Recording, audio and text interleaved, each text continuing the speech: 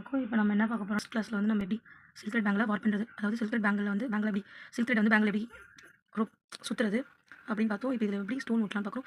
இந்த வீடியோவில் வந்து நம்ம த்ரீ டிஃப்ரெண்ட் வேல எப்படி ஸ்டோன்ஸை வந்து ஒட்டலாம்னு பார்க்குறோம். இப்போ நம்ம வந்து ஃபஸ்ட் வந்து சிம்பிளாக எப்படி மேக் பண்ணலாம் அப்படின்னு பார்க்க போகிறோம். அதுக்கு நான் வந்து ஐ ஷேப்பில் வந்து குட்டியும் சர்க்கிள் ஷேப்பில் வந்து ஒயிட்டும் எடுத்துருக்கேன். அதுக்கு ஃபஸ்ட்டு க்ளூ பேடில் வந்து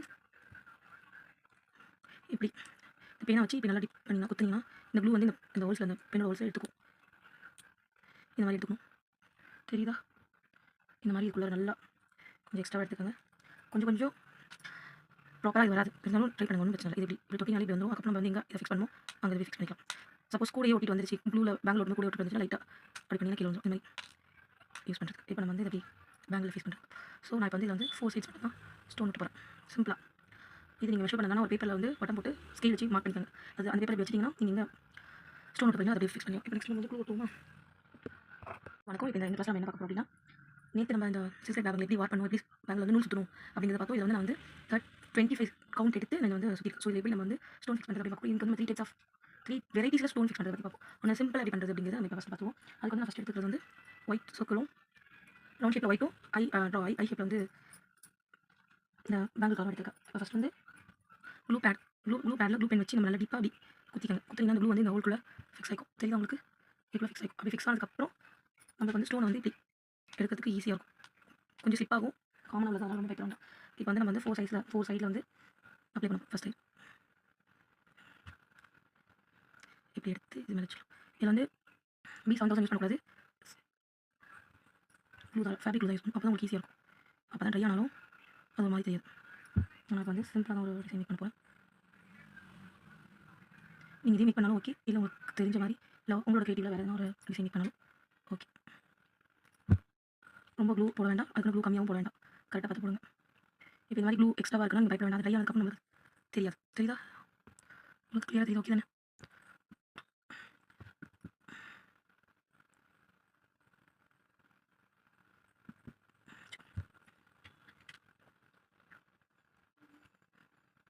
ஈவனை மட்டும் ப்ளேஸ் பண்ணிக்கோங்க.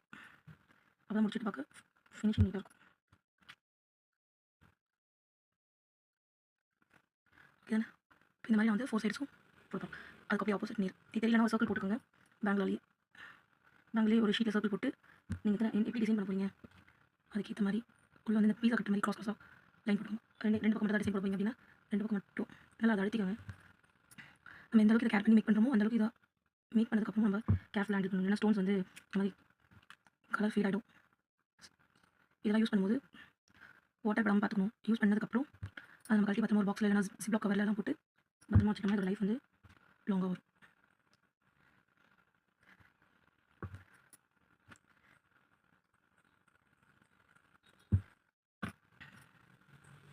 இந்த மாதிரி விட்டுட்டு நல்லா ட்ரை பண்ணிக்கணும். சப்போஸ் இது யாருக்காவது நம்ம மேக் பண்ணி தரணும், ஒரு 2-3 டேஸ்க்கு முன்னாடி மேக் பண்ணலாம். அப்போ தான் வந்து நம்ம அவங்ககிட்ட கொடுக்கும்போது நல்லா ட்ரையாக இருக்கும், நீட்டாக வரும். உடனே கையில் பண்ண முடியாது. சரிதா?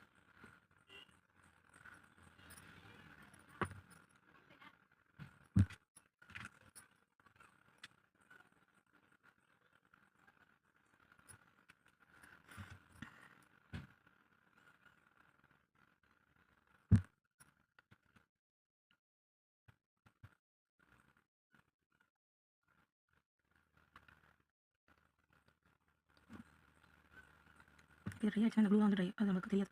ஆனால் இது க்ளூ யூஸ் பண்ணால் ஒரு மாதிரி அப்படியே ஒயிட்டாகவே இருக்கும். ஸோ நல்லா க்ளூ யூஸ் பண்ணாமல் சரி B7000 க்ளூ யூஸ் பண்ணாமல் ஃபேப்ரிக் க்ளூ யூஸ் பண்ணுறது பெஸ்ட்.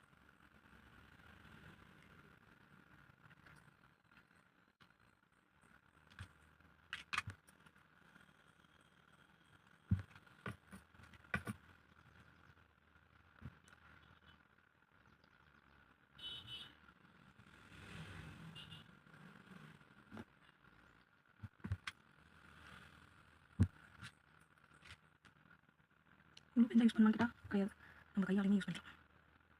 என்ன இது கொஞ்சம் ஈஸியாக இருக்கும், கையால் எடுக்கிறது கொஞ்சம் டிஃபிகல்ட்டாக இருக்கும். இது கையாலையும் யூஸ் பண்ணிக்கலாம்.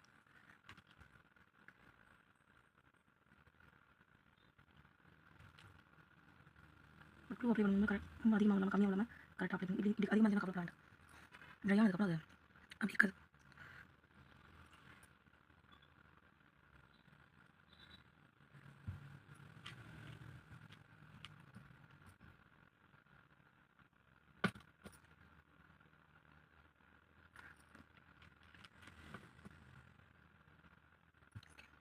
நாலு பக்கமும் ஃபினிஷ் பண்ணியாச்சு.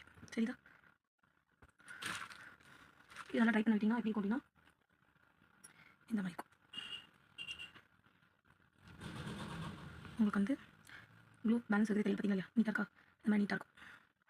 இது இப்படி ஃபஸ்ட்டு ஓட்டும் போது இருந்துச்சுனாலும் அப்புறம் அப்படி ட்ரை ஆகிடும். ஓகேவா? நெக்ஸ்ட் இப்போ வந்து நெக்ஸ்ட் பேங்கில் வந்து